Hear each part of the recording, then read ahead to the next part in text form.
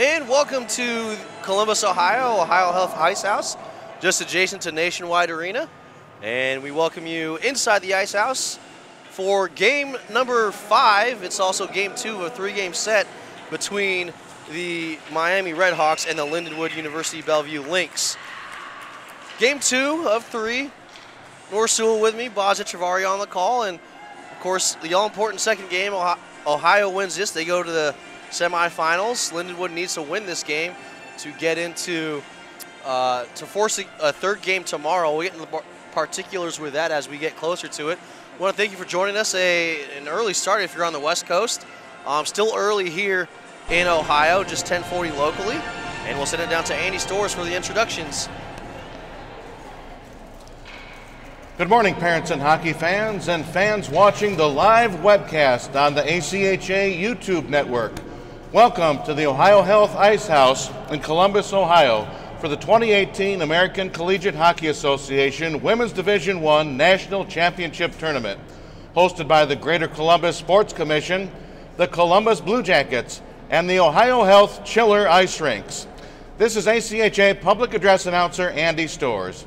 Game number 4 today features on the visiting bench the Lindenwood-Belleville Lynx. And on the home team bench, the Miami Redhawks.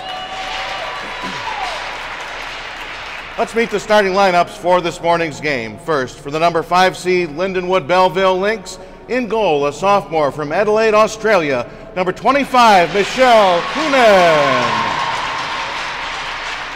On defense, a sophomore from Waterdown, Ontario, number 13, Jamie Riesle. On defense, a freshman from Edmonton, Alberta, number 53, Lindsay Gillis. At center, a junior from Virginia, Minnesota, number 15, Alicia Williams. At left wing, a senior from Plano, Texas, number 24, Alex Brown. And on right wing, a freshman from Hannon, Ontario, number 91, Marissa Delroy. The head coach of the Lynx is Kat Hanna. Her assistant is Kay Johnson. Goaltending coach is Joe Bovacanti. And the trainers are Tim Woodstock and Ben Wildman. And now let's meet the starting lineups for the home team bench. The number 4 seed Miami Redhawks. In goal, a freshman from Tomahawk, Wisconsin, number 33, Aaron Sparks. On defense, a junior from Joliet, Illinois, number 22, Natalie Hornbuckle. On defense, a senior from Westchester, Ohio, number 58, Nicole Matthews. At center, a senior from Downers Grove, Illinois, number 12, Ellen Chiligaris.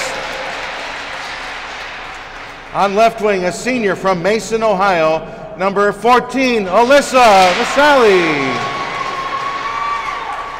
And on right wing, a senior from Minneapolis, Minnesota, number 6, Carly Noble. The head coach of the Redhawks is Scott Hicks. His assistant is Kaylee Mooney. Ladies and gentlemen, would you all please rise and kindly remove all caps and join me, soloist Andy Storrs and organist Gary Lichthart, in the singing and playing of the Star Spangled Banner.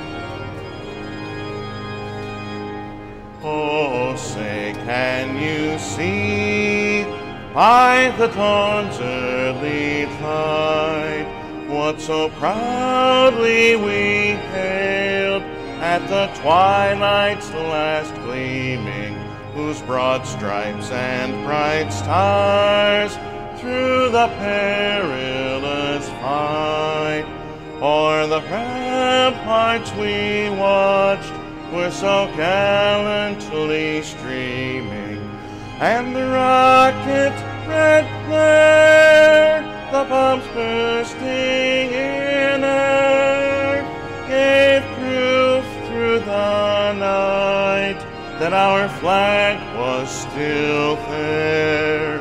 Oh, say does that star-spangled banner yet wave o'er the land of the free and the home of the brave. And inside the broadcast booth, Nora, what are some things that you're looking forward to in this matchup? Oh, just good competition. In the first meeting of these two games yesterday, Miami came away with a 2-1 victory. Yeah, it was kind of, in a way, you kind of thought Lindenwood was going to come away. Of course, they got 30 shots on goal compared to Miami's only 13, so kind of a dominating performance from Lindenwood here. And what are some things that you're looking for in this game out of Miami? Of course, they're up 1-0 in the best of 3. Oh, well, they want to hold that lead. They want to take it to the net and go strong, and just same with Lindenwood, you know? Yeah, it'll be an interesting matchup here. Of course, you win if Lindenwood wins today, we play tomorrow for Game 3 and a winner-take-all to go to the semifinal. If Miami wins, they kind of get the important day off because you want to avoid playing, in a way, to get to the final. If you have to play that third game in the series, you're ended up playing 5 games in 5 days. Kind of rough physically.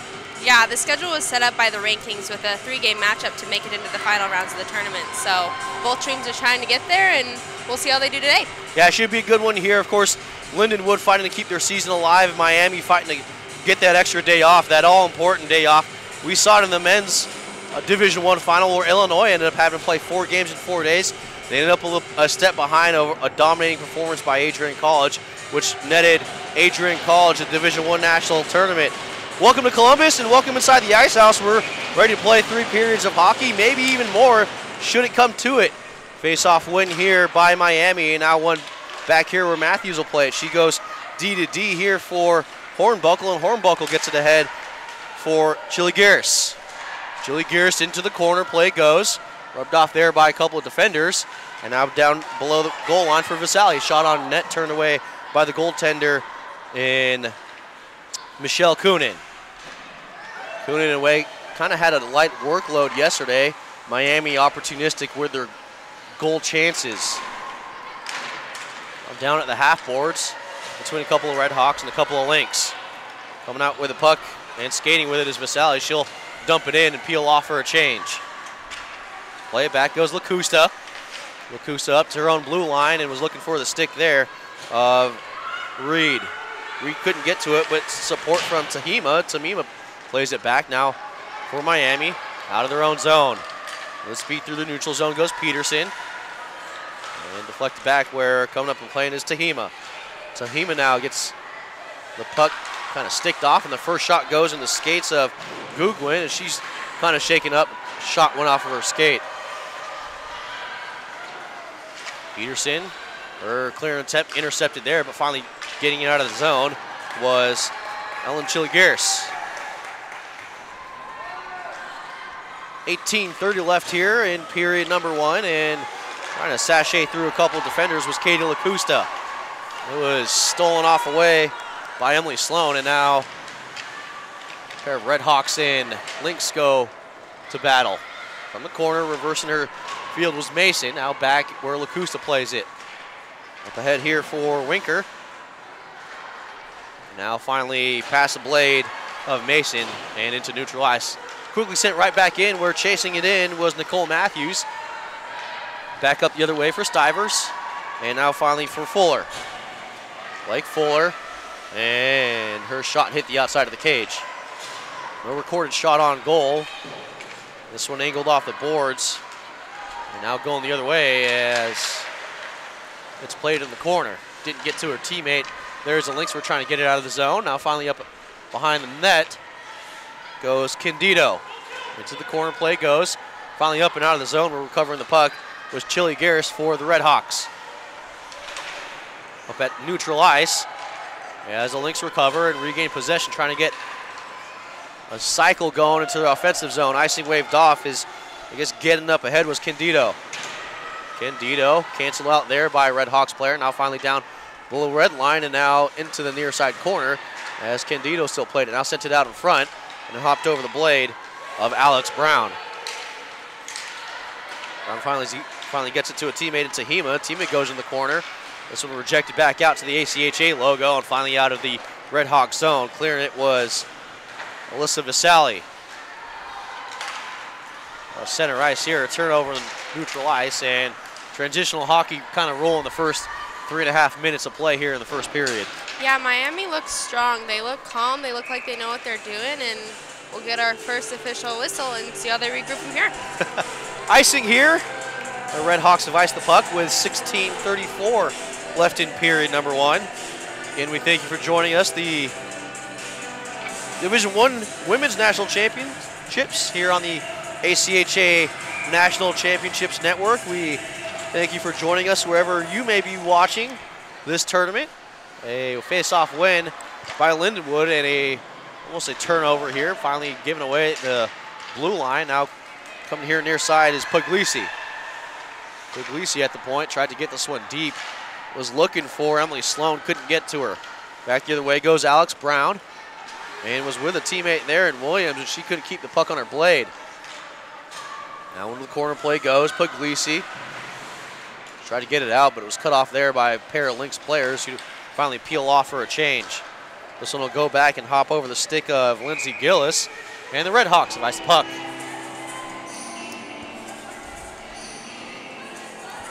It's a bit of tentative hockey here, I guess, from both teams. I mean, teams probably would have gotten to know each other a little well through 60 minutes yesterday.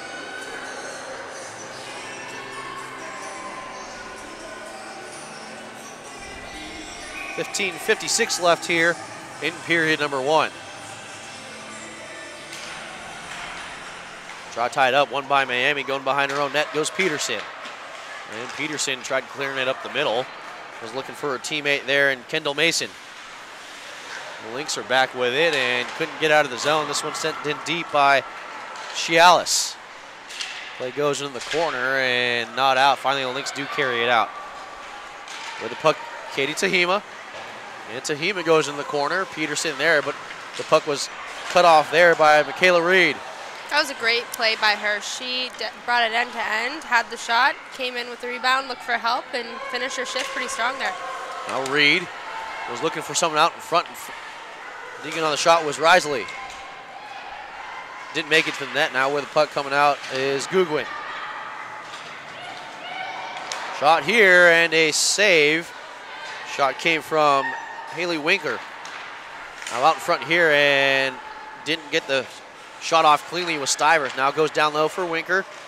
Winker watched here by a couple of Red Hawks and wasn't able to get the puck out. Now shot here and a leg save off of the shot from Dietmeyer. And this one sent all 200 feet. The Red Hawks have iced the puck. Well, now Lindenwood kind of doing what they did yesterday. Total of 30 shots yesterday and now gaining the offensive zone and spending some time there. Yeah, if they keep doing this, they're going to get their chance and good offensive play. Face-off win by Miami into the corner. Around the boards we go. Peterson will play it. Tried to clear it off the boards, and waiting for it was Jessica Moon. Into the slot, the puck went, and finally getting this one out. Miami does, and Miami just having some trouble as the puck went off the net. No icing here. Miami can get a much-needed change. Back behind her own net goes Winker. Winker up ahead, finds a stick blade of Dietmeyer. Dietmeyer up ahead, had her stick lifted by Chili Gears. And now back the other way after the steal. Miss Sally into her own zone. Shoots it off the skates of a Lynx defender out in front. We're gonna have our first penalty of the game. Jessica Moon guilty of the trip, and she's gonna spend at most 2 minutes in the penalty box.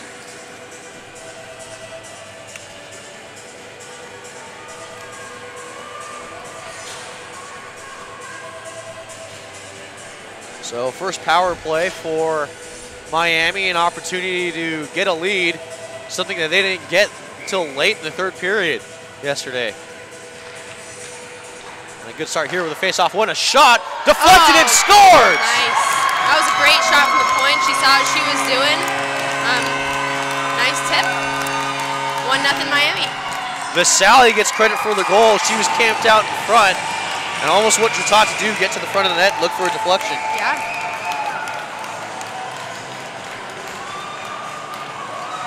So Miami gets a very important first goal here, although if you're Lindenwood, you got to be happy with your offensive zone time and the pressure that you're generating. Yeah, Lindenwood comes in with a pretty balanced attack with 6 players this season scoring more than 10 goals. So 7 players with more than 20 points on the regular season, and we'll see how they capitalize and come back from this. No time to panic yet. Now this one played up ahead here. Far side for Stivers. Stivers left it for Dietmeyer, with Dietmeyer generating some speed. Thinking about the low angle shot before she left it for Dietmeyer. And this one finally out of the zone. We're going back and having to play this is Jamie Risley. Yeah, that first shift after a goal is really when you want to capitalize and go out there and see what you can do, and it's going to set the pace for the rest of the game. Well, so far a lot of offensive time here for Lindenwood. Maybe, Nora, you agree, a good first shift after the goal for the Lynx, although you'd probably want to end up with a goal. Yeah. Now sent up the boards and hopped over the blade of Cialis. Now back towards the Lynx blue line, and Dietmeyer came back. Angles it off the glass, and we'll see if this goes for icing. And it does. The Lynx have iced the puck with 12:56 left here in period number 1. If you're Lindenwood, are you pressing a little bit right now, knowing that your season might come to an end, or are you still trying to play as relaxed as you possibly can? I think you're trying. It's in the back of your mind. You want to play slow. You want to slow down the game. You want to look for your outlets, and you really do want to make it all come together in the end. But these girls look like they're calm. They're trusting their systems, and we'll see how they do. On offsides were the Lynx here. They were about to get into the zone, and with good speed was Alicia Williams. Very loose group as we came in today. We had an opportunity to see Lindenwood down at the hotel, and I think they knew what was going up, but they were staying as loose as possible. Up neutral ice. Over by the Blue Jackets press. Now down low here, near side for Delray. Delray had this one stolen by Gugwin, and now intercepted there and sent a little low by Alex Brown. Peterson tried to angle this off, but was cut off there by Delray. Now back the other way, and Puglisi, she can generate 2-on-1, but coming off the bench was a Lynx defender. Now a shot from the high circle, and was blockered away by the goaltender in Kunin. And Delray there as well with Williams. Ooh, Someone lost the helmet. Off. Great defensive play. We'll regroup and see how Miami does. Miami comes into the national championship with a record of 21-6-0 in its 8th year of the program. So fighting hard for that title. They did pretty well yesterday.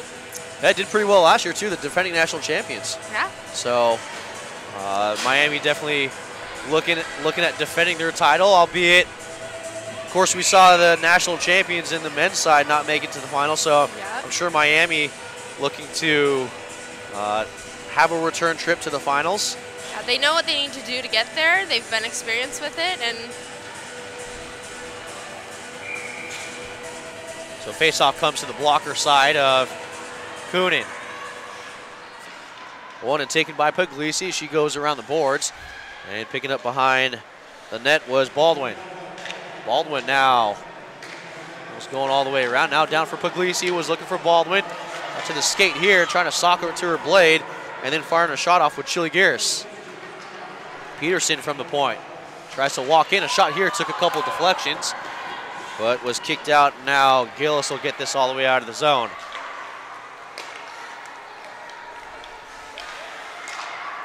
So Miami here on the power play, looking to get a 2-goal lead. However, they come in offside with 1:22 left on the power play.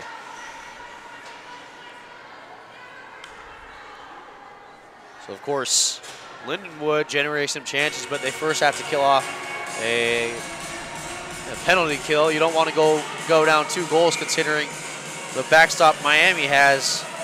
Stopping 30 of 31 shots yesterday was Miami's goaltender, Aaron Sparks. yeah, she's done a great job. She looks solid. She looks strong. Let's see if she can keep stopping them. Well, back to the point. Down low here for Vasali. Back up to the point for Edmondson, who got the goal yesterday. Well, she got 2 goals yesterday and almost brought Miami back. Other way here, now Winker with speed, a 2-on-1. Winker shot that was nicely blocked. Yeah, that was a great defensive play by her. She watched the play come all the way up the ice. She had 2 of them and made that stop, prevented a goal from happening here. Back the other way goes Sloan. Sloan into the zone. And was angled off there, but left for a defensive pair. Now down low. With the puck goes Baldwin. Now Baldwin still with it. She goes for Peterson. A shot here that went up and over everyone. We've seen live board play. A lot of live boards through the tournament here. So a lot of weird cams off those end boards as well. With it down low is Sloan. Sloan walks up to the top of the circle, and now she'll leave it here for Puglisi. Puglisi from the blue line, now back down to Sloan at the top of the circle. Shot here, and it went over the goal. Yeah, that was a fantastic shift from Sloan. She had offensive opportunities, making the pass, and just coming again to regroup. Knifed up here, and now back left for Michaela Reed. Down low near side for Risley. Risley tried to get the side of the zone. She finally does. And now picking up in the far corner is Lindsey Gillis.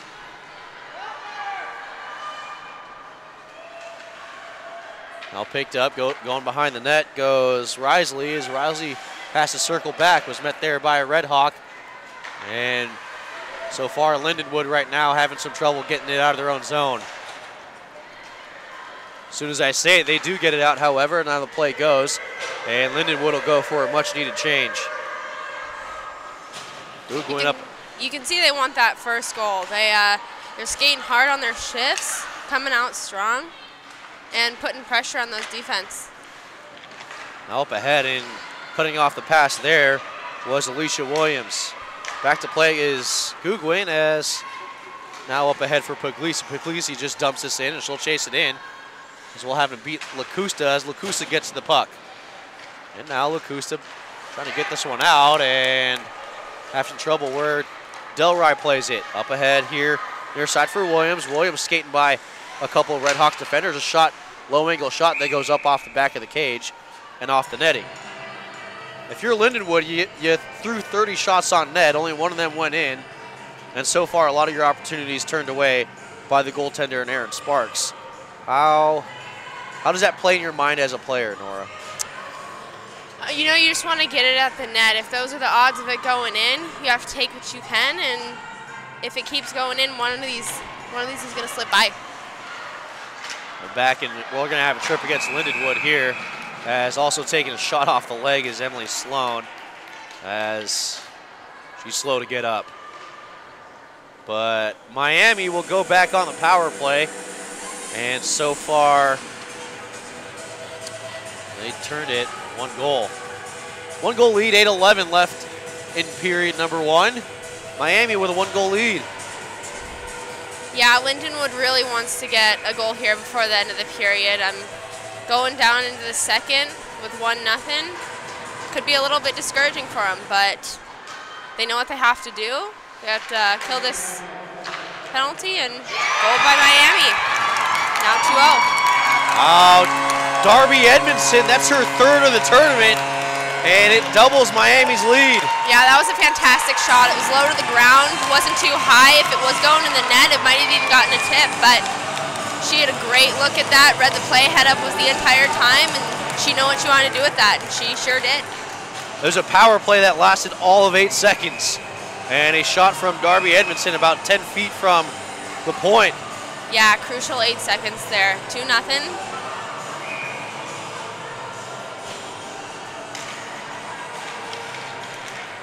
I think now if you're Lindenwood, you might just consider once you gain the zone, just keep throwing it on net. That sounds like the plan for them. Now up ahead near side, not being able to corral it was Luger. Back the other way and having to go back to play this goes Tahima. Tahima watched there and rubbing the boards by Cialis. Into the corner play it goes and blowing a tire there, I believe was Tahima. And now Luger with it. Up ahead for Tehima. Far side there for Brown. Brown walks in, fires a shot that goes over everyone, and a shot that was blocked off by a couple Miami players. Now walking in high slot here that goes wide near post. Yeah, just like you said, they're trying to get it on net and make it happen. Good things happen when you throw pucks to the net. Out here just dumping this one in and peeling off for a change was Katie Baldwin. Moon plays it, still Moon with the puck. Now up ahead and guided into the zone by Dietmar. She lost it. Right now the Lynx offside and just trying to angle this one in and give a chase there is Winker. DDB pass here for Googwin. Googwin gets it up. There's a little collision. Yeah, that's a dangerous play there. She gets that puck, she walks right in at the top of the circles, and she's going to have a scoring opportunity every single time. Edmondson looking for goal number 2. She got 2 yesterday, and so far the top point scorer in this women's tournament. 3 points, all of them goals. So if you're Darby Edmondson, you're feeling pretty good about the way you're playing right now. You sure are. She looks strong. She looks pretty confident. She's helping her team get where they want to be today. Down low and having to meet are the pair of number 12s in Moon and Chili Gears. Back up here at the half boards and a battle along the boards. Chili Gears giving support. This one finally out and into the Miami zone. And turning again to a forehand and a goal! Yeah, number 61, Tanya Candido, has 14 goals and 8 assists this year. She's an all-around two-way player, also has 40 penalty minutes, but she gets them on the board here. Setting up Maddie Miller for her first into the tournament, and it's good to cut the deficit in half. A 2-1 game now for the Lynx, as they're right back in things in this game with 6:02 left in the first period.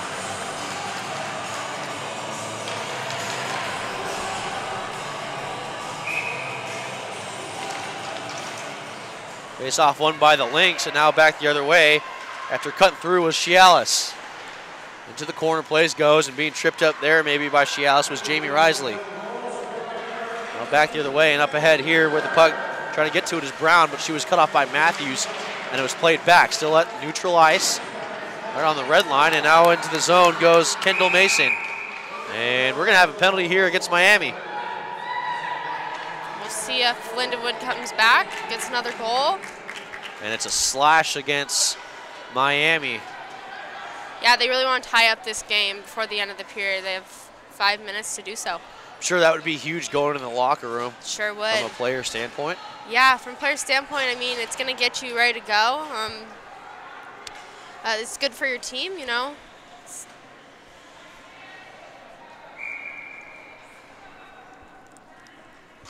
So a penalty, a power play here for Lindenwood. And a shot off the point. That goes wide of the net. Back down low. And finally just ice and glove down there. But could have argued a hand pass as thrown it ahead was Lindsay Gillis. Shot here the other way on a counterattack. Chili Garris says she decides to pull up as there are plenty of Lynx in the area. Up ahead for Del Rye, I apologize. Now Del Rye down below the goal line had this one knifed off of her stick, but she recovers and gets it up to the point for Risley. Yeah, Del Rye made a smart play. She came in from the neutral zone, brought it all the way around, saw her options, didn't panic with the puck, and set it off to her point for a nice shot. We had a good team player there with 70 seconds left here in the power play for the Lindenwood-Belleville Lynx. Or Belleville, excuse me. Over by the Blue Jackets crest at center ice. Of course, this the practice facility for the Eastern Conference team trying to make the playoffs here. And a stick from Edmondson that tripped up Candido. Now up to the point. Now sent down low by Moon. Below the goal line. Back up to the point for Lacusta. Lacusta to Moon. Moon looks for someone out in front, couldn't find it. And finally this one angled out of the boards by Nicole Matthews. She's coming in. She's looking for a goal here. Nice shot and nice save as well.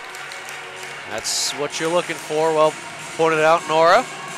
25 seconds left here in this power play for the Lindenwood Lynx. Of course, that's barring a goal or taking a penalty on this power play, something obviously you don't want to have happen. Well, at least taking a penalty part.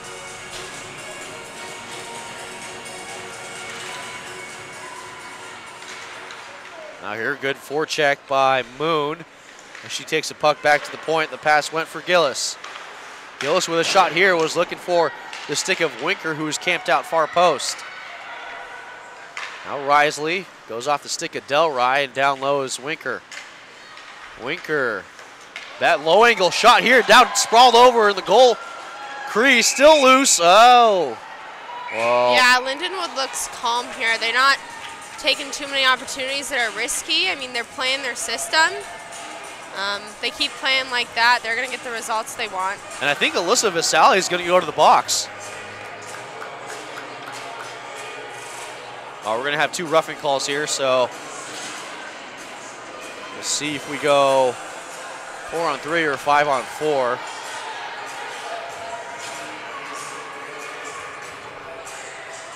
The power play did expire during that last sequence, last series, so we're going to have 4-on-4 for the next 2 minutes. Clearing the front of the net, protecting your goaltender. Yeah, 3:30 left here in the first. And Lindenwood's going to get right into the zone. Up ahead, shot from the circle. Traffic and a tough save that had to be made by Aaron Sparks.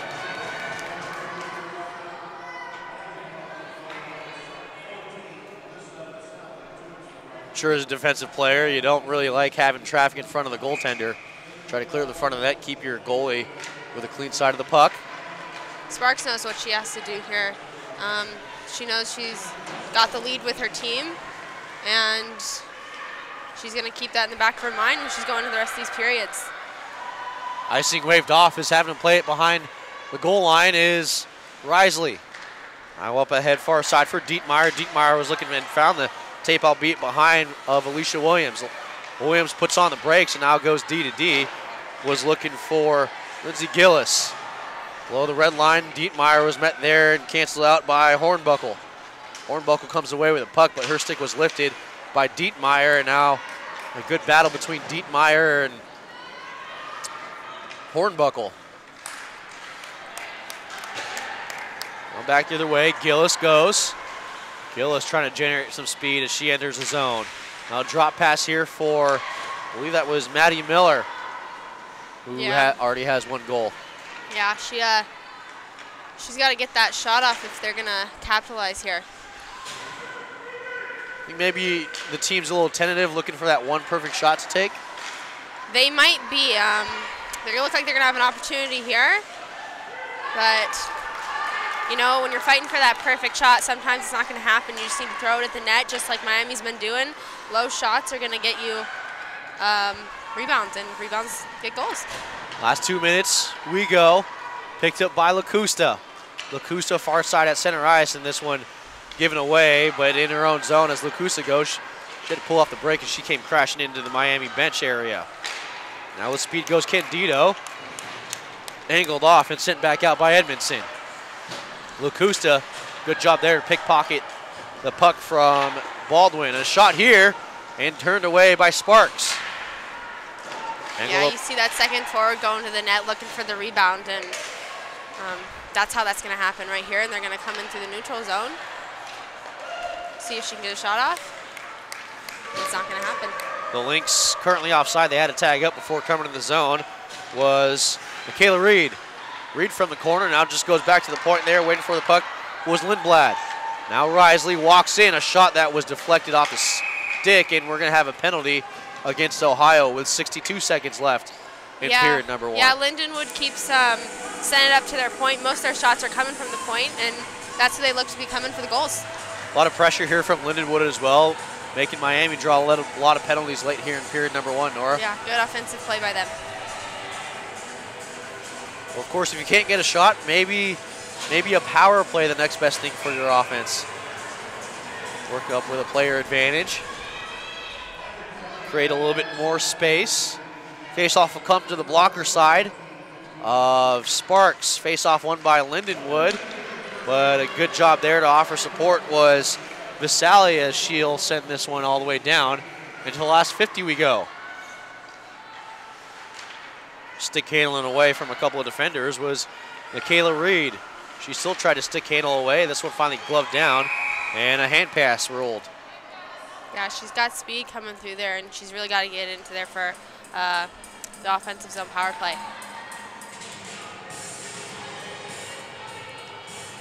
So we'll have a face-off here at center ice. We got to get this one sorted out here, get the puck first. It was a hand pass against Miami, so the face-off will come back into the defensive zone for Miami. And in to take the face-off is Regan Blake Fuller. Back to the point here for Gillis. Gillis down low for Risley. Risley at the boards, hash marks of their circle.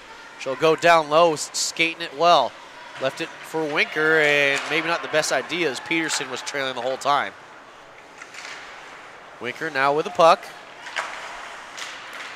Winker now still. Now that is Delray who had it. She was canceled out here. Of course, body contact allowed, body checking not. Yeah, Miami seems to utilize number 14, Visalia, quite a bit. She's doing a great job in her own zone, but she's also coming up through the middle with speed and getting those shots off. And there is a great opportunity for Lindenwood, a deflection in front of the net as period 1 expires. Yeah, Lindenwood looks confident. They look like they're panicking too much, and we'll see how this next period goes. Well, after one period, we've had 3 goals, which puts Miami out in front right now, and Lindenwood-Belleville going to have their work cut out for them for the next 40 minutes. They sure are, but both team looks competitive, and 2-1, not a bad way to go in. Should be an exciting second period coming up, and we'll leave it there, take a short break, come back with the second period. You're watching game number 2 of 3 between Miami and Lindenwood-Belleville on the ACHA National Championships Network.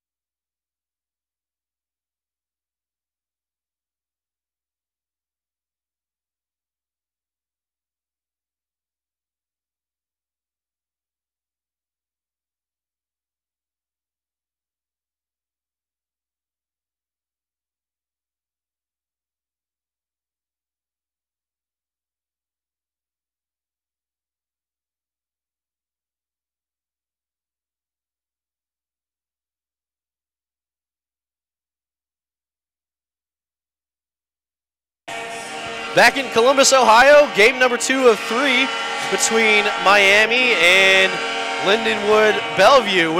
With me on the call, Nora Sewell, Boz Itchavari, welcome you back to Columbus, Ohio. An eventful first period for both teams, although Miami finds himself out in front. Nora, what did you see in the first period? Yeah, Miami came out with some really good momentum there, took the pace play straight to the net, got some goals off, but towards the later half of the period, Lindenwood looked like they were gaining the momentum back, so we should be in for a really interesting 20 minutes here. Yeah, it'll be interesting too. Of course, Lindenwood is starting off on the power play, at least 57 seconds of it. And we welcome you to Columbus, Ohio, practice facility of the Columbus Blue Jackets, and a face-off win by Miami as Matthews will send this one at least 120 feet. Yeah, the team Lindenwood here is coached by Kat Hanna, and if I were her, I'd tell them we really need to capitalize here, bring it in, shoot hard, stay calm, and do what we do best. Yeah, they haven't been without opportunity, especially in that first period. As the first 30 seconds now go by, puck at the boards, now sent down low, now back up to the boards. With the puck there and sending it down low is Reed. Reed, this will go back to the point where playing it is Gillis. Gillis now just goes all the way down low, or at the half boards, and now fully down low for her teammate there in Maddie Miller. She has the lone goal for Lindenwood. Now back after the circle, and maybe there an opportunity to shoot that you probably should have taken. Yeah, you really want to get that shot off. Got it up to her point. Now she's looking for an outlet. Someone needs to help her. They're looking for the backdoor pass here. Maybe a reflection. Back out in front here, and now below the goal line. With the puck, there's Candido. Candido, a battle in front here, still loose. Now out.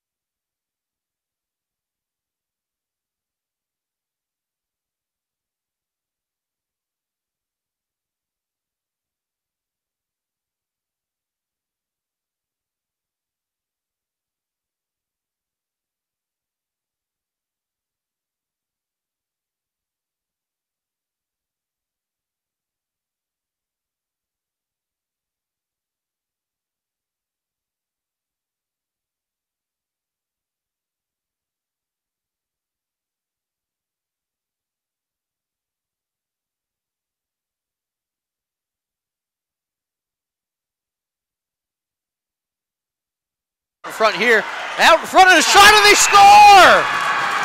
Carly Noble! Great play by Miami, and look like they're getting pretty lucky here. 3-1, 15 minutes left in the second. Taking that 2-goal lead, that's gonna give them momentum to keep pushing. Well, sometimes you'd rather have those lucky goals in those perfectly set up goals, especially if it puts you up in the scoreboard. Exactly. Lindenwood looks like they might be looking for the perfect shot, where Miami, they're putting what they can on net and getting the result they can, getting the result they want. And let's see how Lindenwood responds. We'll see 15:47 left here in the middle frame. And a counterattack from Miami resulted in a goal. Really, for the most part, I mean, for the past, I'd say about 10 minutes, it's been all Lindenwood. Yeah, it has, and might be a little discouraging now, but they regroup. They really need to utilize all their options, and here we go. Puck went into the Miami bench for the stoppage, but I mean, if you're Lindenwood and you're on that bench, I think, especially as a player, to see the results on the scoreboards, but you have to at least tell yourself you've been playing good hockey so far. You have. You really haven't made too many mistakes, and the mistakes you've made, Miami has capitalized on, and you just need to prevent those things from happening and stay strong defensively, but make sure you're still playing your offensive game. Well, Matthews down low, gets it down below the red line, and back to Matthews, who's in the corner. With the puck now, the Sally up to the point for Noble, who scored the goal. Fanning on the one-time attempt there was Edmondson, who's looking for goal number 4. Yeah, those shots from the top of the circles are going to sneak by pretty quick. It's a great shooting point, and she looked pretty strong from there. Oh, now look at this attacking with speed. Kate Tahima canceled out by 2 Redhawks in there, and she's battling hard in the corner. Wow, she's really taking that on. She came out. She really wants to do something for her team here, and that was some great effort by her. At least one more game she wants to play. In order to do that, Lindenwood's going to have to put up at least three more goals. Up ahead center ice, and this will go all the way down. The Redhawks have iced the puck. So, of course, Miami currently on a power play as well, resulting from the last sequence. Jamie Risley in the box. Of course, if you take the penalty, you might want to bring the person you taking the penalty against down so they don't score the goal either. Yeah. Well, Peterson behind her own net was cut off there by Dietmeyer. Dietmeyer kind of shoves down a defender. Fighting off 3 Miami players there. Her team's cheering her on. She's killing this. She's killing this, and she's determined. That was a great play by her. The Lindenwood fans here in attendance appreciative of the effort. As now Dietmeyer again on the forecheck. Wow. And she's had a great shift. Well, back the other way, Miami with numbers and kind of struggling to gain the line. Now Peterson from the top of the near side faceoff circle, blocked off by Dietmeyer. She's been all over the ice on this shift. Yeah, that could have been pretty scary for Peterson, but she had the zone and she prevented a breakaway from happening right there. Now with the puck, Sloan gets a shot off, and it goes in the corner. We're playing it now. It was Brown, and this one sent the length of the ice. And Lindenwood goes off for a change. Or I guess not. I guess the penalty did expire. I apologize. 13:33. But if you're Ashley Dietmeyer, who's kind of busted herself and given everything she had on the shift, you have to be appreciative if you're a Lynx teammate. Yeah, she's still out there. They're pretty confident in her ability to skate this puck, and clearly she did a pretty good job down there all alone, and she's ready to go. Now Dietmeyer with it up ahead, and now going to have to win this race here is Winker, and not happy with that, obviously, the Lindenwood bench. That's tough. Dietmeyer's been out there for at least the past minute and a half. Started with about a minute left on the penalty kill.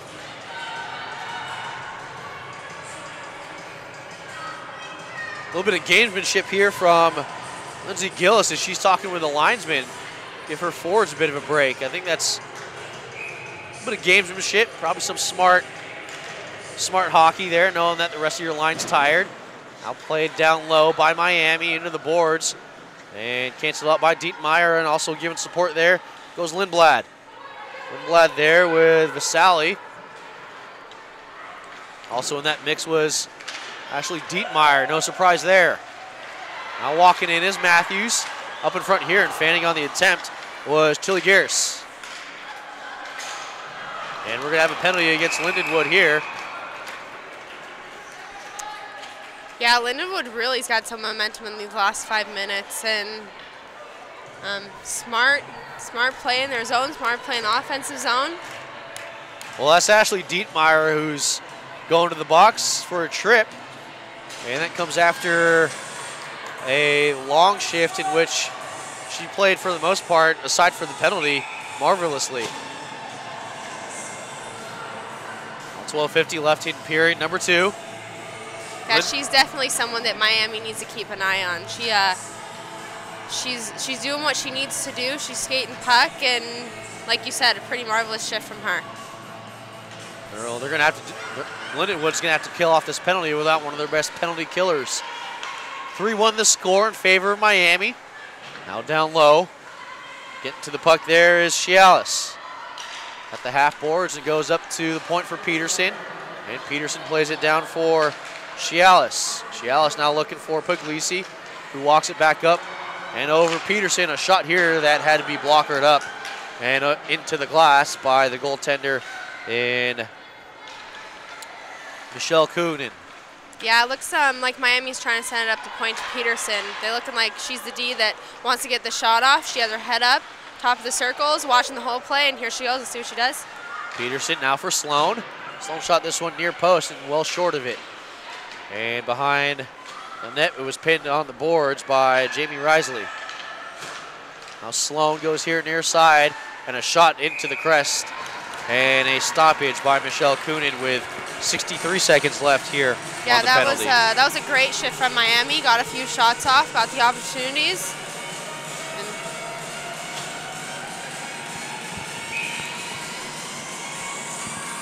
11:53 left here in period number 2. Face-off won by Lindenwood, and back into the corner the plays go. So Lindenwood content just trying to burn time off, and this one played by Edmondson at the point. Now to Matthews, and this one sent wide to the far post. Miami looking to extend this lead to 3. Currently the score 3-1. Yeah, you got to remember, if you're Miami, you do have that 2-goal lead. However, you don't want to play this power play too particularly defensively. You still want to go to the net, go hard, and get those shots off. Hits the crossbar. And now Edmondson into the corner. Up to the top, Matthews scores! Exactly, just like that. 3-goal lead, 4-1 Miami. Nicole Matthews from the blue line. It might have changed direction on the way to the net, but nevertheless, Miami now leads 4-1.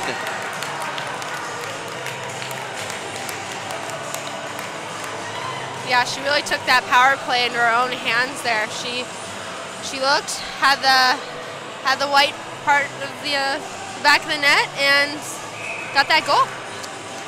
Of course, Michelle Cooney looks like she had some trouble finding that puck on the way to the net. She did. She had a few players in front of her, maybe a little bit of a screen, but unfortunately worked not in her favor for that one. I'll battle at the far half boards. 3 Lynx, 2 Red Hawks, and coming out with it is Emily Sloan. Now Sloan in the near side corner, angles this off the boards, waiting for it was Peterson. She gets it down low, and a shot that was sent in by Edmondson as the puck deflected to the slot. Yeah, Edmondson really didn't give up on that play there. She was still on her knees and still wanted to get that puck low, so Miami had that opportunity. Right now, the Red Hawks just swarming all in front of the net right now. Looking to close this game out as they have a lead of 4-1. Now ahead, and around the boards we go. Now giving chase there, Alyssa Vasali. Now down low for Emily Sloan. Sloan walks it out of the corners, now back up to the top of her circle. She leaves it behind there for Guguin as Guguin had her stick whacked off. Now going back is Lacusta as Lacusta tries to get this up ahead here near side for Alex Brown. And hopped off of her leg pad, and now Peterson to go for Guguin. Was trying to send this up ahead, and the Lynx are currently offside halfway through this game too. Yeah, Dietmeyer was really hoping to get the shot off, but the offsides prevented her from doing that. And we're going to take it right outside the zone. And now here, a face-off will come just outside of the Miami defensive zone as Ashley Dietmeyer will take the face-off for Lindenwood.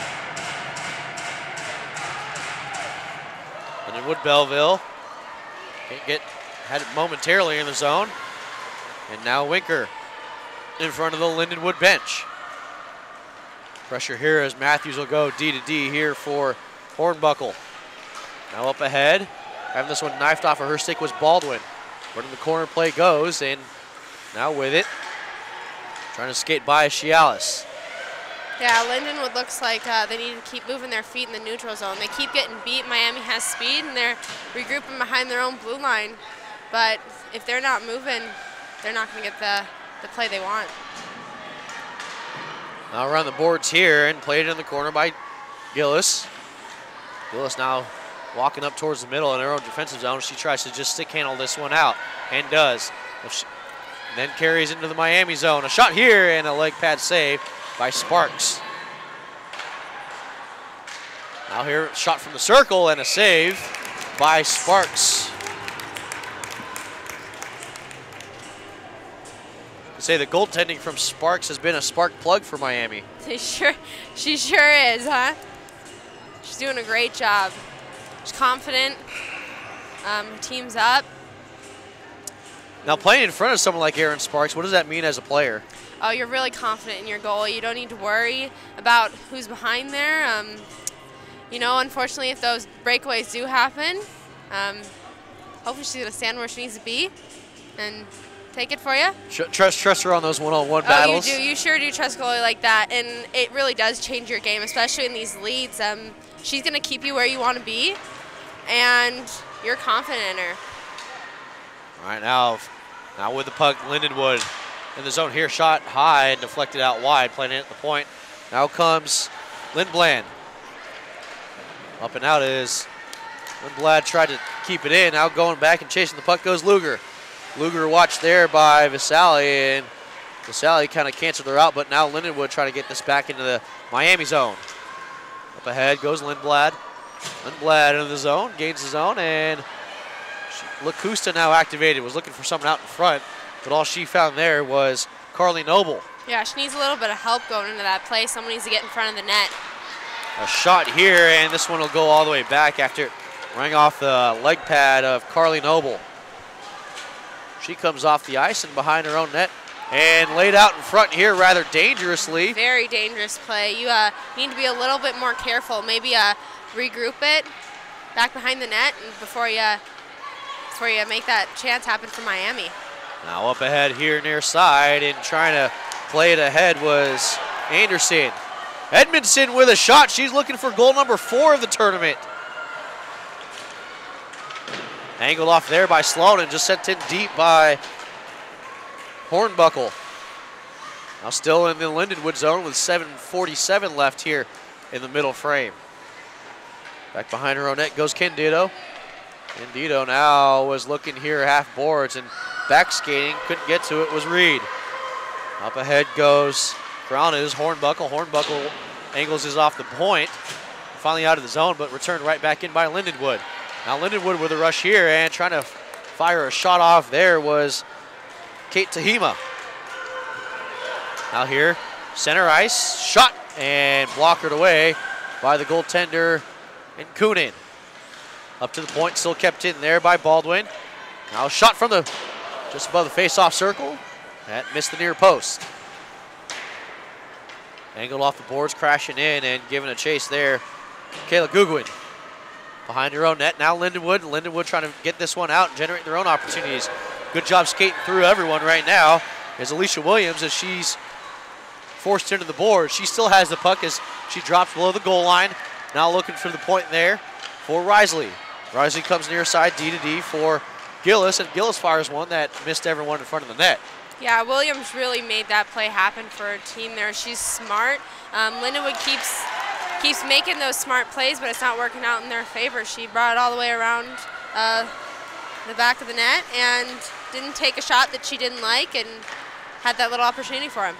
Now back the other way goes Delray. Delray now below the goal line, puts on the brakes, tries to reverse her ice, sends it out in front, scramble, and a save by Sparks with 6:10. That's where that goal's gonna come from right there, but Sparks has it, she's on it, she keeps her eye on the puck, and another save for her. Seems like that's where Lindenwood's been focusing their attack, is down below the goal line. Exactly. 6:10 left in period 2. Thank you for joining us for game number 2 of 3 between Belleville and Miami. Nora Sewell, Boz Echevarri on the call. And a face-off that was probably won too cleanly, as not being able to handle that and keep it in the zone was Megan Luger. You love when your centers win the face-off, but kind of hate when they win it too cleanly, so you can't handle it. You sure do. You don't know what to do. That's a good battle there, and trying to dig it in. I think the refs are going to let them fight this one through. The half boards, and coming away with the puck goes Lindenwood. It's smart by both teams, even though they're Lindenwood's down. You want to keep it on the boards and prevent anything from coming out and happening. Oh, the puck finally goes in! Goal. A scramble out in front, exactly what she talked about. Exactly, yeah. That's how that's going to happen. They're not shooting for that pretty goal, but taking kind of what Miami's doing and giving it back to them. Set in. Now a 2-goal game as Lindenwood right back in it. Of course, a 2-goal deficit a lot easier to handle than a 3, but especially a lot more manageable with about 25 minutes left to play in the game. Yeah, that'll definitely do something for your team and your bench. And even though you're still down, you do have that glimmer of hope. And they look like they're trying to do something here right now. Now still out front here, a shot, and looks like she had some trouble keeping it in her pads was Erin Sparks. Sparks has given up a couple of big rebounds here today. She is, but she looks like she's pretty in control of the game. She doesn't like she's moving too far in her crease, and she's solid. Very controlled Erin Sparks, and we're gonna have a high stick here that gets waved off here. Good job there on the forecheck was Kate Tahima. This one finally out. It was tipped out, so no icing. Now to win the race here, and coming out of the goal, we're going to have a penalty here. And it looks like it's going to be against Lindenwood. Fired off here, and a good job to get her stick in the way was Delrise. Now she's on the ice. But we're going to have a trip against Lindenwood that'll put Miami on the power play. Going into this power play for Miami, you definitely want to get another goal here. Make that lead as big as you can and guarantee your spot in that next game here. Also coming to the bench is Carly Noble. She's a little surprised at that.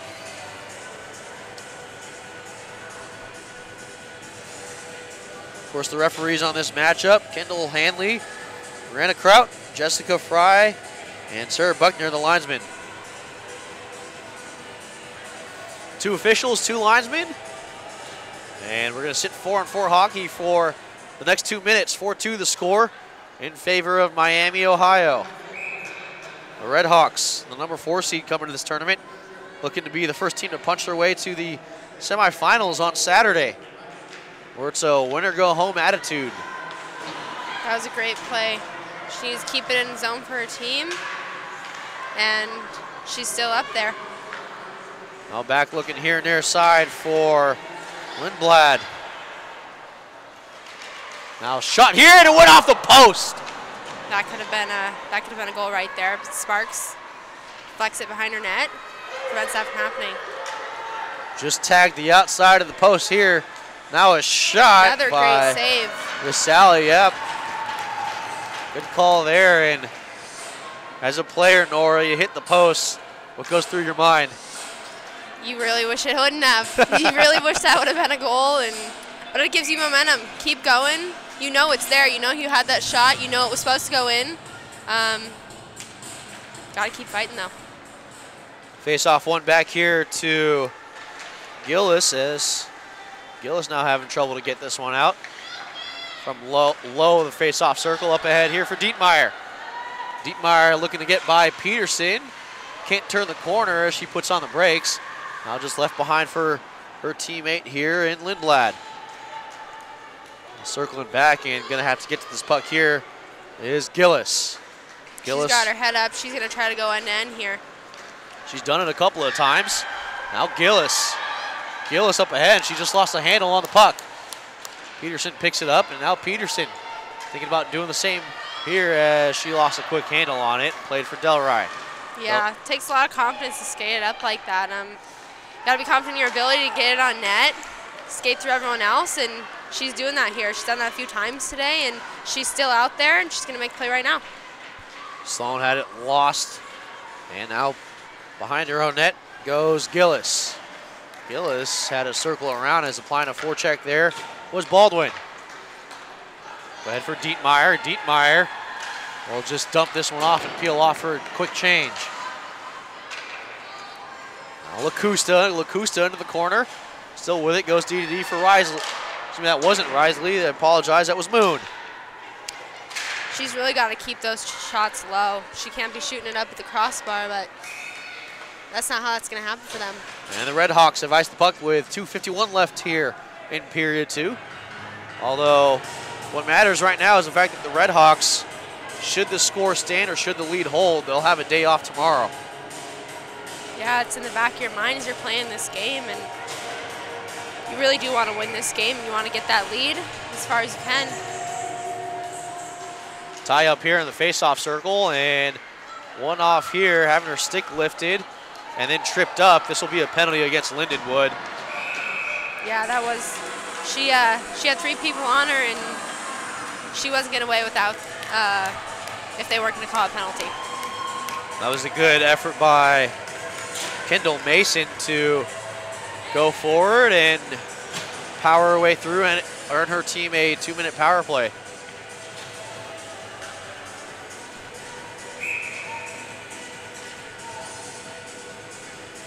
So Lindenwood trying to sort their lines out right now. Yeah, Miami's ready to go. Look, they're all lined up, just waiting for Lindenwood. They're looking for another goal. They look relaxed. Lindenwood looks like you just said, trying to find their lineups, maybe scrambling a little bit. And they got to get that out of their mind. Good first step there, and a shot by Matthews! And it went by the goaltender and Kunin and off the post. That was a great opportunity. It looked almost like it went in. Yeah, Lacusta the other way, and into the zone went Dietmeyer.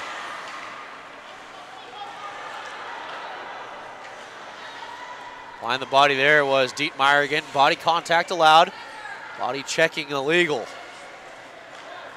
Sometimes draws a very fine line there. Yeah, a controversial line. It sure does. No doubt. You get away with what you can.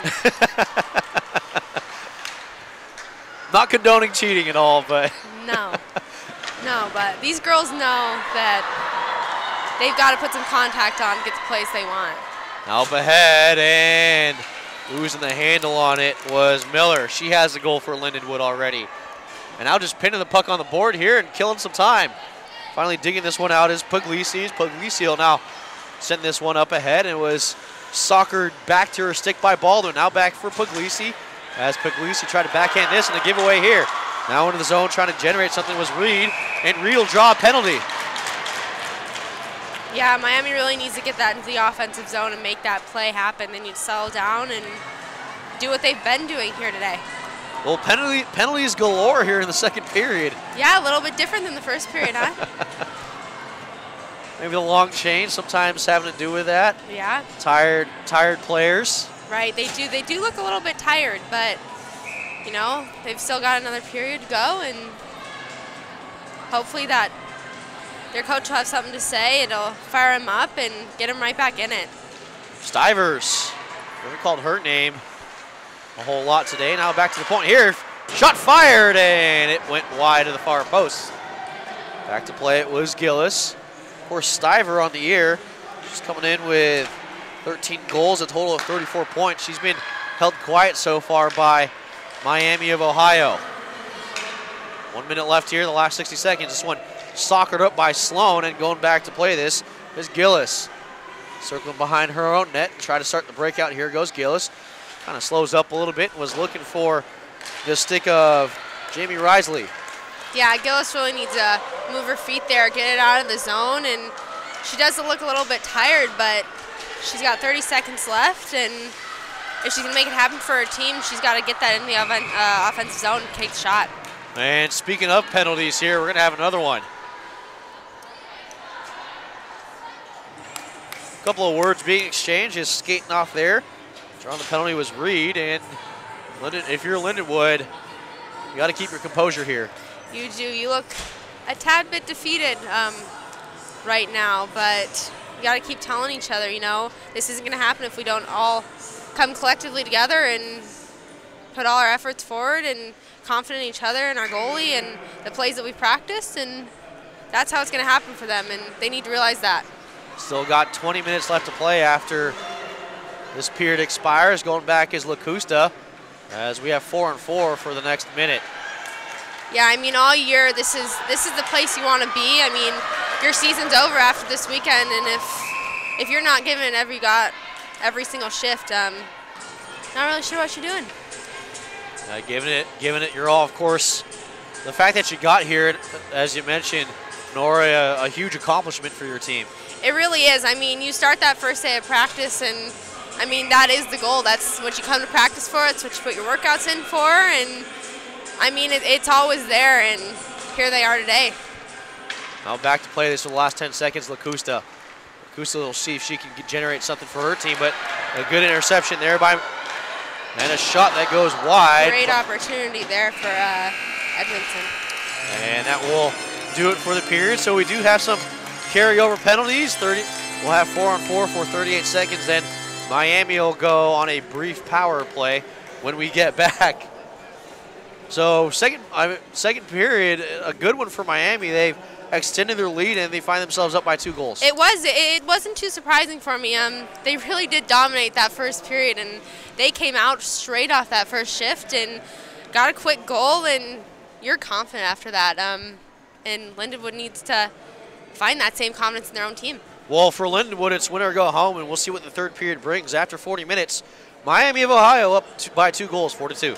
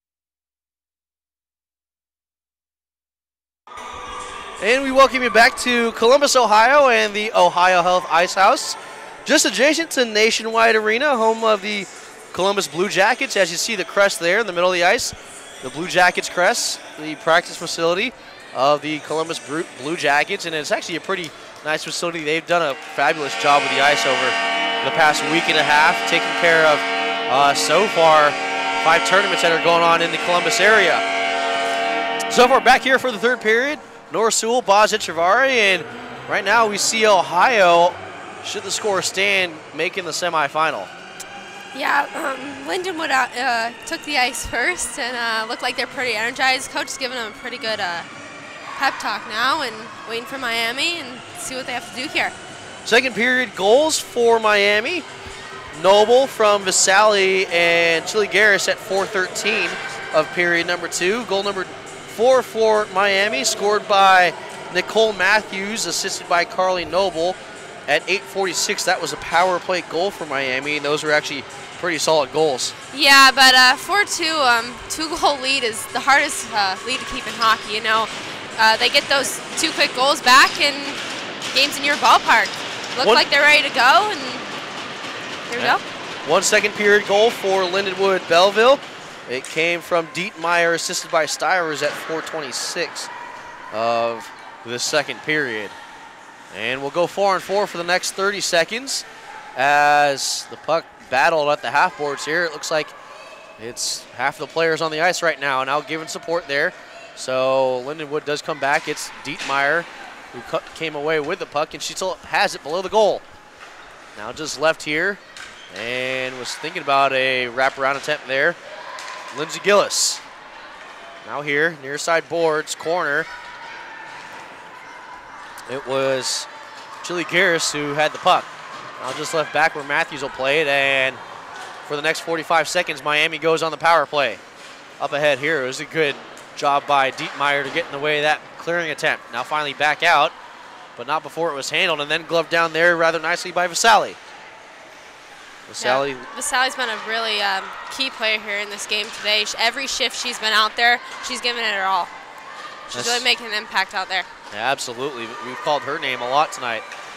Or I guess today. It's only 12 o'clock here in Columbus. So we thank you for watching, as too many players, I believe.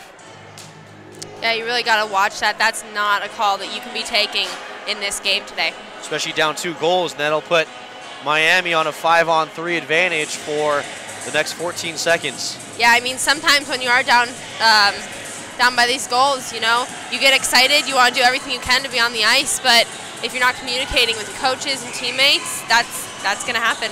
First rule of any relationship, any team, is communication. Exactly. And you do get penalized for a lack of communication, sometimes in the efforts of a goal, other times in a 2-minute penalty. Shot here by Edmondson goes wide of the near post, and see, those are the goals that they've been getting all game. I mean, she was right there in that back door and gave it right to them, and that slid right in there, and they're going to take the lead to even more extensive deficit. Low angle shot here, and it went off the back of the goaltender in Michelle Coonan. Yeah, I mean, I know we keep repeating it, but it's worth saying that they're not looking for that perfect goal. They're getting the shots they can, the rebounds they can, and clearly it's played out in their favor, and that's kind of what Lindenwood needs to do. They need to go in, not look for that perfect play, and figure it out, communicate. The goals for sure don't look pretty, but they look pretty at the box score the next day. They do. And back goes Lindenwood to play this. Lindsey Gillis. And sent this one out in front and out of the near side boards, looking for Haley Winker. Yeah, Gillis called her name quite often too. She's a big defenseman. She knows what she's doing out there. She has confidence when she has the puck. She wants to make those defensive, but also it's important that she wants to make those offensive opportunities for her team. Risley with a shot pass there was looking for the stick of Alana Stivers. Stivers has been kept quiet by Lindenwood for the most part as well. Now back playing this is Risley. Risley into the corner. She'll go all the way. Well, she tried to go around the boards and wasn't able to do it. Now with it, Gillis. Gillis here on the near side. Boris finally gets it out, but it goes to the stick of Peterson, and she sends this right back in. And now trying to break this one out, Risley. She's looking for the stick of Dietmeyer. Icing waved off here as Peterson will go back and play it and try to go all the way around. We're picking it up as Delray. Yeah, before you make that pass, so to get out of your net, if she's coming in with speed, Miami really needs to either hold that behind their net and look for the play. You can't just be throwing that up sideboards. Into the corner we go. Picking this one up is Googwin. Now up and finally out, and this was deflected by Alex Brown, and it'll go to the length of the ice. Going back to play this and pick this one up is Lindblad. She's looking for her teammates. She's looking for a little bit of help to get this momentum going. And a penalty here, as it's going to be a body check against, looks like the guilty party there is Marissa Lindblad. Yeah, she doesn't look like she's too happy that she just took that one for her team. It does get frustrating, but you know, you need to look for the bigger outcome, and hopefully it doesn't lead your team to another goal, or goal against, I should say. 16:46 left here in the third, and for the most part, Lindenwood-Belleville kind of has a huge hole to climb out of. They do. She won that face-off back to her defense partner and attempts to get it out, but Miami comes right back with those low shots and speed. It's really important to Miami's game is they are quick and they know what they're doing, and they're going to get the shots that they need from doing all that. And this one is deflected up and into the netting. Here, right now, Miami looking to be the first team to punch their ticket to the semifinals. Of course, on the docket today, coming up right after us, we have Michigan State and Colorado. That should be another good matchup there. Of course, Colorado, the lower seed, they won their matchup against the Spartans. Yeah, that was a really important shift there. You see Visali tapping her teammates on the head and telling them they're doing a great job, and she's their assistant captain, so it looks like she's taking a pretty good leadership role, and those girls are responding to what she's saying, and that's the confidence you need from those types of players, and that's how this game's going to get to the way it is and the lead that they have right now. Now shot out in front here, and still out in front. Of course, the players that wear the letters, they wear it for a specified reason, and usually a good one as well. Now comes the captain, Katie Baldwin. And this one sent cross ice there, and trying to knock that one down was Puglisi. Peterson will go cross ice for Sloan, and just kind of a bit of a change up on the shot there as the puck was rolling on her stick when she fired it.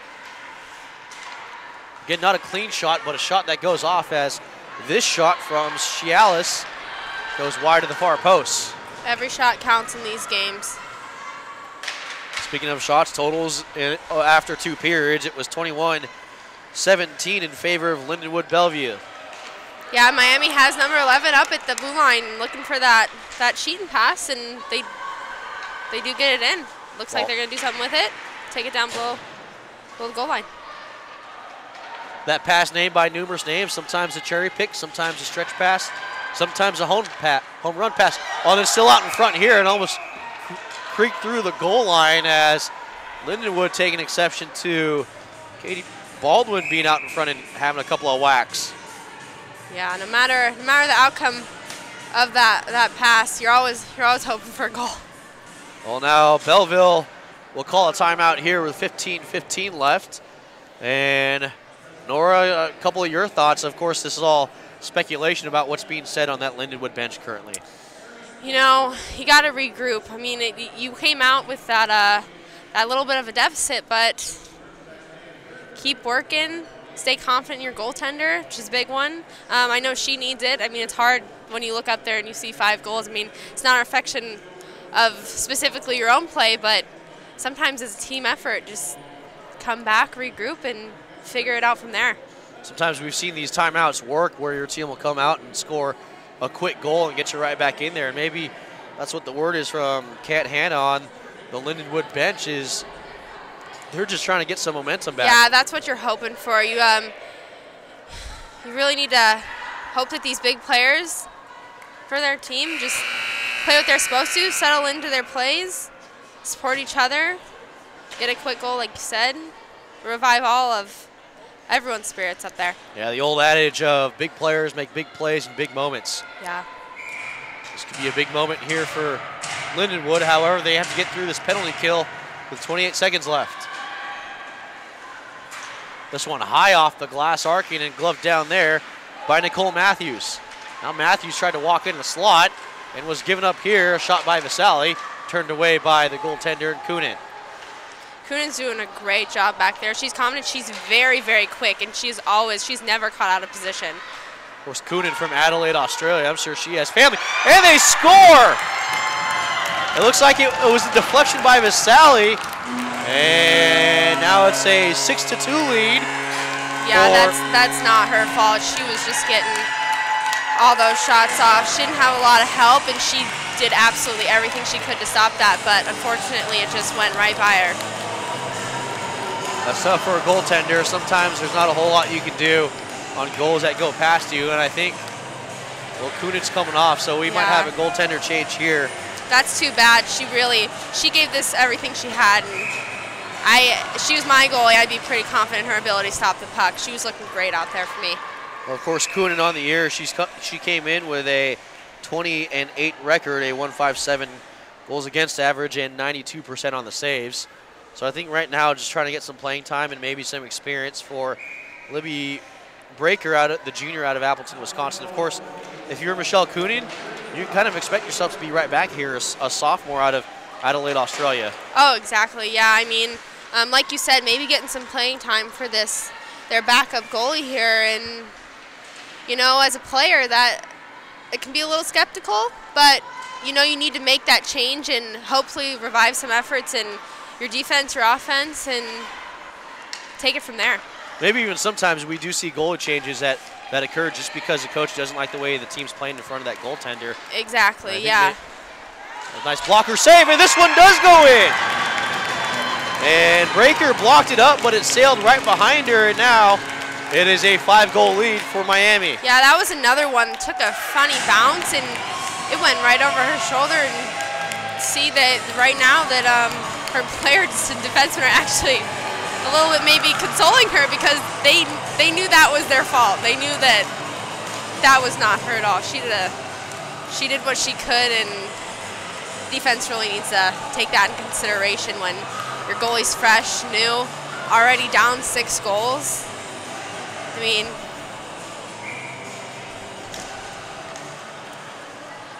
well, it is all but official, but a 5-goal lead with 14 minutes left to go is a tall mountain to climb. Almost Everest-esque in its task. Yeah, but you see Lindsay Gillis, keep talking about her. She comes out, doesn't look too defeated by that deficit, and she's doing what she can up there on the point, bringing it into the offensive zone.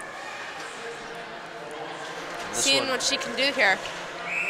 Up ahead, and we're going to have a penalty for body checking against Lindenwood. As frustration surmounts for Lindenwood, but of course, mentioned it, sometimes coaches just don't like the way their team's playing in front of goaltenders and make the goaltender switch. Yeah, it's frustrating, but it's definitely something to keep in the back of your mind and think about when you're out there on the ice. I mean, you can see every player that's come out for this shift has tapped their goalie on the pads, and they're standing in front of her, and they're trying to be the first line of defense, where she's going to be second. They're going to do what they can. Well, Lindenwood obviously not happy with officiating in this game, as they give a taunting clap on the boards to the officials after the penalty's been assessed. So I'm sure a misconduct penalty in there somewhere, as well as the body checking penalty. Yeah, those are hard ones to take. I mean, defensively, probably not very smart, but like I said, you do what you can for your team, and sometimes just get a little bit too caught up and emotion takes over. Now back the other way here with speed goes Tahima. Tahima with a shot that was rising and corralled and kept by the goaltender in Sparks. She takes that shot and she keeps driving to the net, just hoping for a rebound. And, you know, even though got it in her glove, there's a possibility that could trickle out and go to the ice. You never know. Never know. So they're always coached to keep crashing the net until you hear that whistle. Exactly. And now a shot that went off of Tahima. And she also got the rebound and tried to send it on net. It was turned away by Sparks. Now up ahead here. And Sloan puts on the brakes. A 5-on-3 for 2 minutes. As Puglisi now with the puck goes into the face-off circle and leaves it up for Sloan at the ACHA logo. Now walking to the top is Baldwin, and Baldwin tried to send in a backhand attempt by Sloan. Went wide of the backhand post. Now Peterson back for Sloan. Sloan at the top. Now from the face-off dot here, a shot by Puglisi. That was turned aside by the goaltender and breaker. Yeah, Peterson's doing a great job at the point. She's getting the shots off. They keep feeding her those. And one of these, she's just going to walk right in and take the room she's given. Now Peterson from the logo walks in, fires off a shot.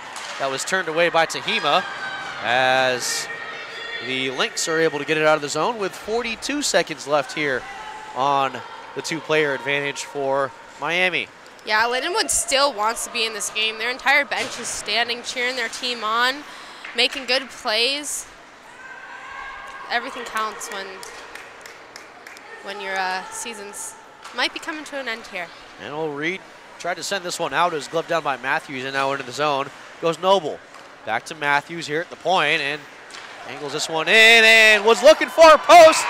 What a pass set up by Noble and scored by Vasali. Yeah, they kind of left her out to dry there. She had no option. They had someone backdoor, and if they weren't going to make that backdoor play, she was going low blocker. I think even with a 2-player advantage, you have to admire the fact that Belleville's playing with their head up and still playing, you know, something that you can be proud of, especially being down 2 players. Yeah, it's definitely something to commend. I mean, like I said, they're not down there talking to each other, telling them what they're doing wrong. I mean, they're actually high-fiving each other and they're keeping their spirits high, and that's what you like to see. That's how you know you have a good team in the locker room, and if they're not supporting each other, then this would be a completely different game for them. Now into the zone went Julie Gears. The half boards in Miami all but punched their ticket to the semifinal, being up 6 goals. Into the corner and canceling each other out there was Alyssa Vasali as the penalty comes to an end, and going to win this race for icing is Winker.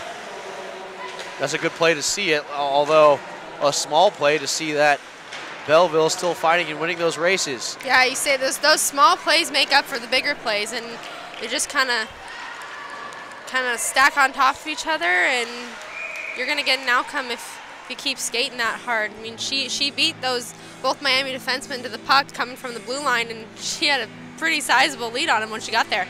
Speaking of it too, I mean, looking at every level of hockey, I mean, how many times have we seen a team beat out an icing call and generate a scoring chance or even a goal off of that out of that race? Oh yeah, I mean, those foot races are things that you're doing in practice. Off ice, you're trying to do your footwork. You're just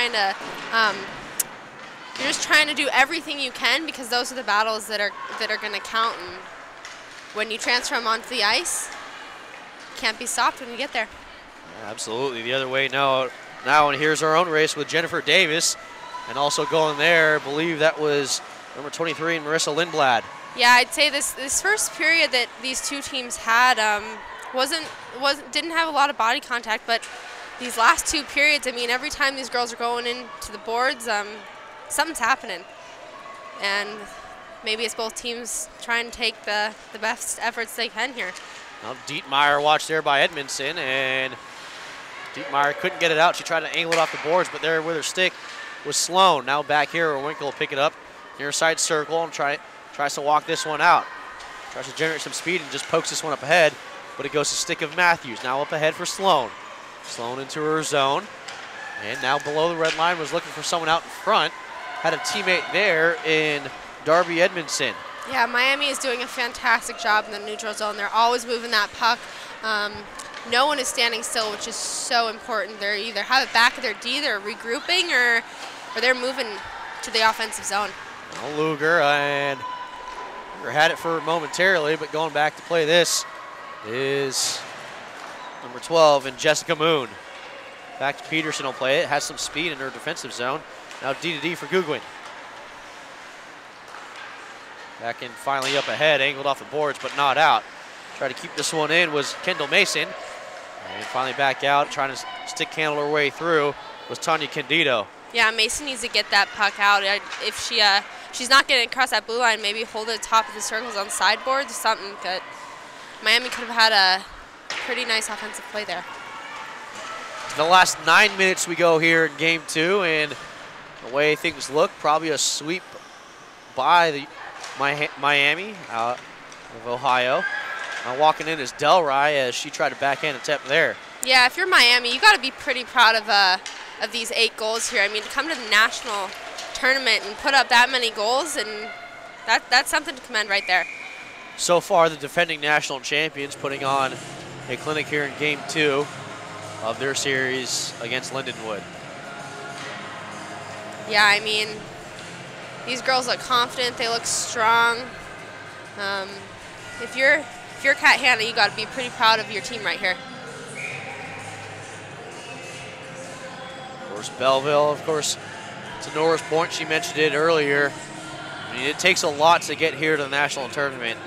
It does. And by no means is that an easy task. No, day in and day out, you're doing what you can for your team. You're going to class, you're skating. I mean, being one of these athletes and also playing for your school is something that you should really be proud of. And to take that team to the national championship, I mean, that alone it's a hard task that many don't think that is possible. But here they are, they're doing it, and it's something that they should really be proud of. Well, the sad thing about everything here, too, of course, this is the last time that these teams will ever be a team. Someone's usually leaving, someone's usually coming in, so these teams will never be the same. I mean, you definitely do. You got to play for those seniors. They've given at most, I mean, or at least, I guess, 4 years of their life to this program, and to wear that crest or that name on the front of your jersey is something you got to be proud of. And it is a sad moment sometimes for those few seniors, but you got to reflect on all the good times and some of the not so good times. Yeah, Alex Brown was looking for a tip-in out in front, and a good job by Aaron Sparks, the freshman out of Tomahawk, Wisconsin, to make the stop there. Of course, Sparks on the year, she's done a remarkable job in net, 16-4 with a 1.49 goals against average. Of course, in this tournament, 97% save percentage. However, that only covered 1 game. Still a high number, though, as a fake it on the shot and having to fight that one off with Sparks after that was a good fake shot, and then going back with the slapper from Gillis. Yeah, Miami made a quick goaltending change. Maybe energize their team. I mean, she's also doing a pretty great job back there. Yeah, Rachel Damrath now in. Good call on the goalie change. I didn't see that, so thanks for picking me up, Nora. No problem. Stopping the shots that they're throwing at her, and it's good when you make that change and you're pretty confident in their capabilities. Getting the playing time and the experience for these younger girls. Well, I think it's safe to say that the referees are trying to keep this game from getting overly chippy. It's something they need to keep in the back of their mind. And I mean, when you're in that moment, it's hard not to react to everything that's happening around you. But in the end, you need to take a level-head approach, and pretty positive that you can't allow too many more goals on your team. I'll tell you what, this game went from being wide open and end-to-end to coming to a screeching halt in a way. Yeah, especially, I mean, yesterday the game Miami only won 2-1, and now we see 8-2. I mean, if you're Lindenwood yesterday, you come back from that game, say, you know, we're playing the same team tomorrow, and we do have a shot, and our efforts need to pay off, but maybe a little bit of a slow start for them this morning. Up ahead is Dietmeyer, as Dietmeyer gets harassed and going to go behind her own net to play this is Nicole Matthews. She leads the breakout here with a pass up ahead for Vasali. Called her name a lot tonight. Yeah, Vasali's done a great job. I mean, There, I'm not sure I would have brought it to the middle. Maybe would have cut back, gone to the sideboards, but it's still down there, and she didn't lose the zone. Now with 7 left to play here. Still on the end boards, back for Peterson. Peterson will just get this down low, looking for Noble. Noble has multiple points on the night. Has now set this one up the near boards, Baldwin. That board joining the support there is Peterson, as Peterson tried to poke this one down low and finally kept in and held at the point by Sloan. Peterson will go up to the logo. Yeah, you got to believe that Kat Hanna told her Miami team that they do have a common goal in mind, because they're rolling their lines and they all look like they have the same play that they're trying to make happen in their minds. Well, back the other way goes Sloan. Sloan up ahead and looking for the stick of Puglisi. Now for Edmondson. Edmondson gets tied up there and just angled off.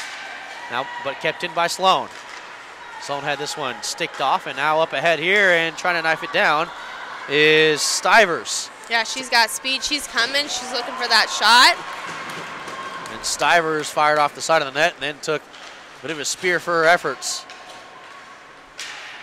Puglisi now trying to angle us off the glass, and here near side boards for Vasali. And back the other way where Edmondson tries to play it, was looking and look out into the net, goes crashing. Vasali, I think the net might have come off its moorings. As Vasali picks up her sticks, but if you're Kat Hanna, what do you tell your Lindenwood team with 5:37, trying to keep them even keeled and just... Yeah, even keeled, keep your head in the game. Don't be chirping anyone. Don't be making those plays behind the net where you're gonna get caught, or behind the play, I should say. Don't do anything that could make this lead grow any farther. I think part of the thing too, as a head coach, I might even add to that. You might just want to, as hard as it is a deficit you see, just try to enjoy the moment. Exactly. Enjoy being here. Exactly. I mean, like I've said earlier, it's hard to look up there and see 8-2, and sometimes it feels like they just keep coming, but you got to be that person or tell your teammates. I mean, the only way to stop this is our first line of defense, which is us, and keep doing what you're doing, but maybe just put a little bit more effort in to help. Backhand here, everyone. attempt here that was turned away by Damrath. And we're going to have a penalty here, and it's going to be against Ohio. Of course, should be noted, blocking a shot there was Chili Garris, as she came off the ice. I think she might be going in for repairs. Yeah, she has 33 points on the season, and she's been a key player in this game today, and it's hard to see her go to the box and take one.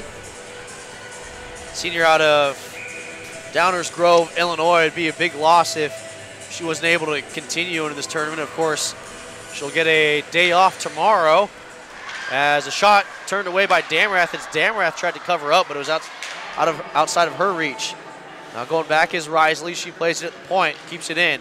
Goes D here and sent up ahead. A couple of deflections. Damrath out in front. The puck still out in front, kicked up ahead, and no goal. No goal.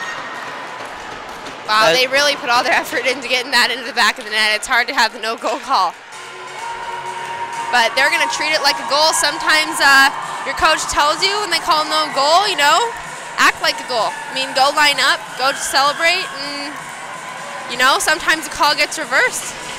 Just like you said, looks like there might be another penalty here.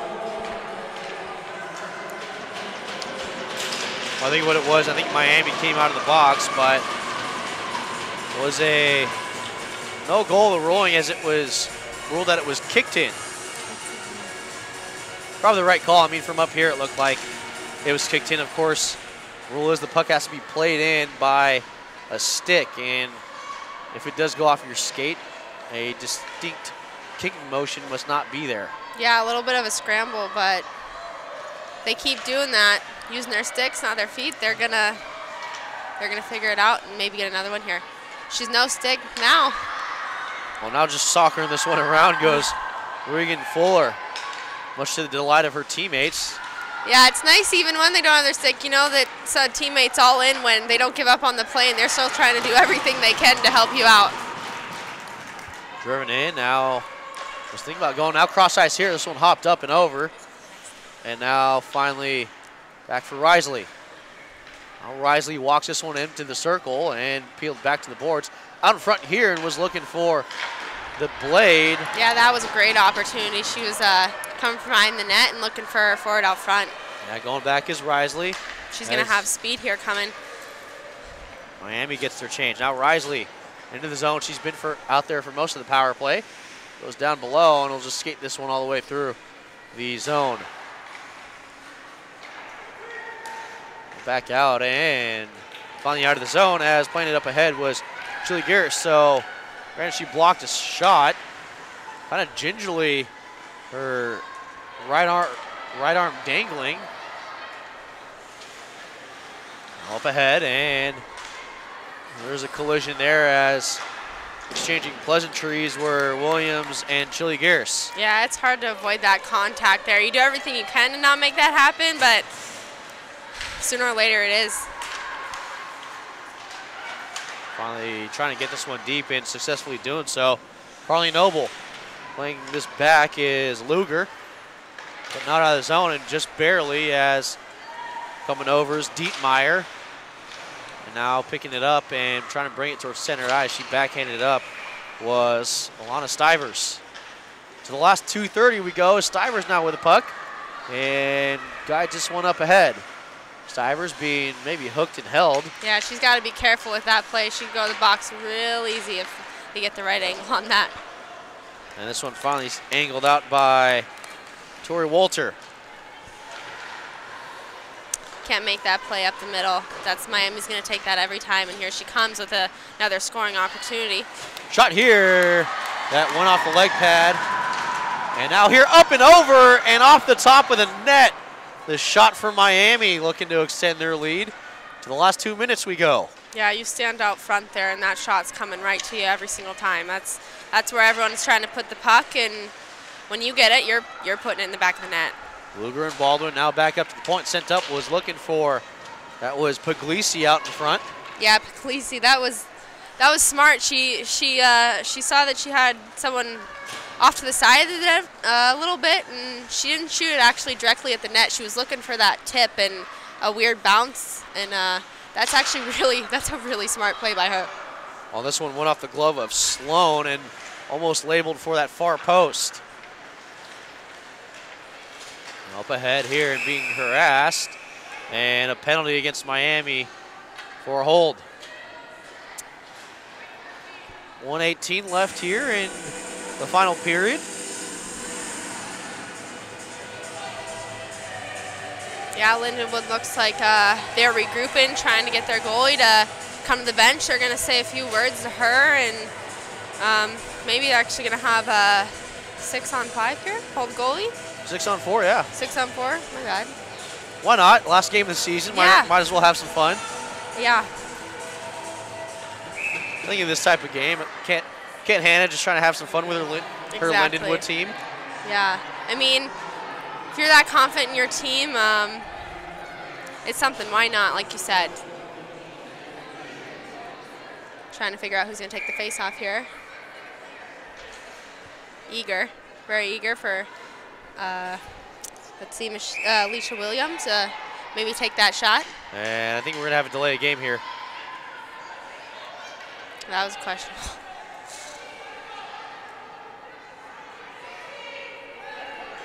Yeah, coming to the box is Stivers. She jumped the gun multiple times on the face-off. Yeah, that's minute 18 left, 8-2. I mean, I'm not really sure that's. She did jump the gun, but I'm not sure that was quite necessary. So this face-off will now come all the way down to the other end. After that sequence.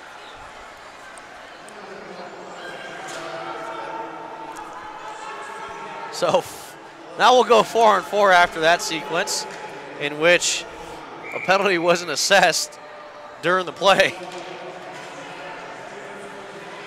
Let's see if Lindenwood gets it back down, and let's see if they pull the goalie again. Have a little more fun with it. And we're getting another one.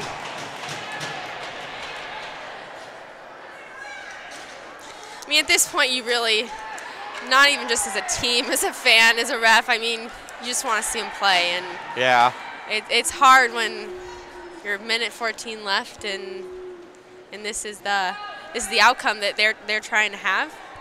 It's a lot of stop and go in this period, and now with a player advantage, Miami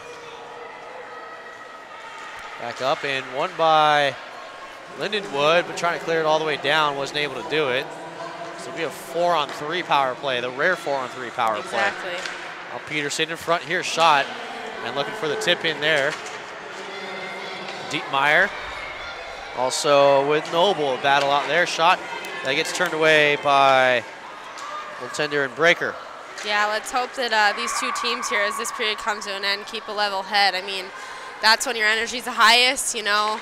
Things are happening, and let's hope that they have that goal in mind. Good stick tie there by Dietmeyer. This one just getting sent down to the face-off dot. Back at in the Miami zone. To the last 30 we go. She could go with this. Up ahead for Chili Gears. Chili Gears watched by Lacusta, as Lacusta does a good job to poke this way. And the other way with speed comes Moon. Moon with a shot that was turned away after it was fired. Now Sloan with it, or excuse me, that is Chili Gears. Now sent right back in and wide of the net as it goes to the corner and out of the half boards. And the last 2-1, and Miami wins the series. 8-2 win. What an accomplishment there for them. Dominating performance by Miami as they sweep the first series and are the first team to punch their way into the semifinals. They'll have an important day off tomorrow, then come back on Saturday for a win or go home semifinal. For Belleville, for the most part, a good season. Great, maybe a rough tournament. I mean, of course, you don't want to go out with a sweep, but for the most part, you have to be happy with the season that you've had. Yeah, I mean, both teams came into this game, and I mean, it could have gone either way, but I think that momentum that Miami came in with maybe carried a bit over from yesterday, and just they went with it, and plays went in their favor, shots went in their favor, bounces went in their favor, and they dominated this game. But both teams, man, some good hockey to watch right now. Absolutely, and you look at one of the great traditions in hockey, the handshake line after a series, showing the class of players, but more importantly, we also invite you to stay tuned. We'll have Colorado and Michigan State here in about 45 minutes, roughly, right back here on the ACHA National Championships Network. For everyone here with the ACHA, Nora Sewell, Boz Chavari, wishing everyone to have a good day, and don't forget to stay tuned for game number 2 of the day, Colorado, Michigan State. All right, everyone, have a good day.